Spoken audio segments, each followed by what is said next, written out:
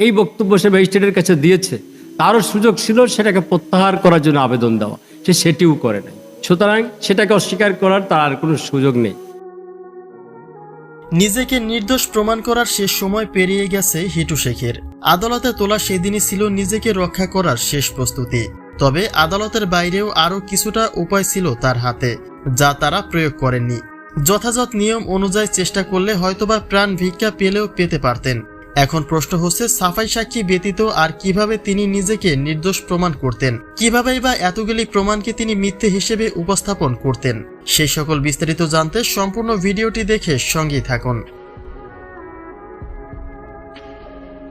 এক সপ্তাহ রিমান্ড শেষ করে স্বীকারোক্তির উদ্দেশ্যে আদালতে তোলা হয়েছিল হিটু শেখকে, যেখানে তিনি সকল অপরাধ নিজের কাঁধে তুলে নিয়ে সম্পূর্ণ দায় স্বীকার করে নিয়েছিলেন। কিন্তু সাক্ষ্য গ্রহণের উদ্দেশ্যে এবার হিটুকে আদালতে তোলা হলে দেখা দেয় ভিন্নতা।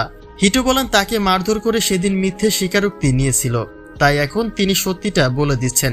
এই ঘটনায় তিনি এবং তার পরিবার সম্পূর্ণ নির্দোষ। অর্থাৎ আসিয়া ঘটনায় প্রত্যক্ষভাবে জড়িয়ে রয়েছে হামিদা এবং তার প্রেমিক আকাশ। একই সময়ে প্রতিপক্ষের আইনজীবী বলেন, ফাঁকা মাঠে গোল দিয়ে কোনো ফায়দা নেই, বরং সঠিক সময়ে সঠিক কাজ করতে পারলে তবেই সফলতা আনা সম্ভব। সরাসরি বলতে গেলে হিটুর সাফাই সাক্ষীর আগেও হিটুর নিজেকে নির্দোষ প্রমাণ করার সুযোগ ছিল, কেননা হিটুর থেকে যে স্বীকারোক্তি নেওয়া হয়েছিল তার উপরেও অভিযোগ তুলে আপিল করার সুযোগ রয়েছে আসামির, যা করেনি হিটু শেখ। এরপর গত বৃহস্পতিবারে সাফাই সাক্ষীর জন্য আদালতে তোলা হয় হিটু এবং বাকি 3 জনকে, যেখানে তারা নিজেদের ঠিকই নির্দোষ দাবি করেন, কিন্তু কোনো প্রমাণ কিংবা সাফাই সাক্ষী তাদের নেই।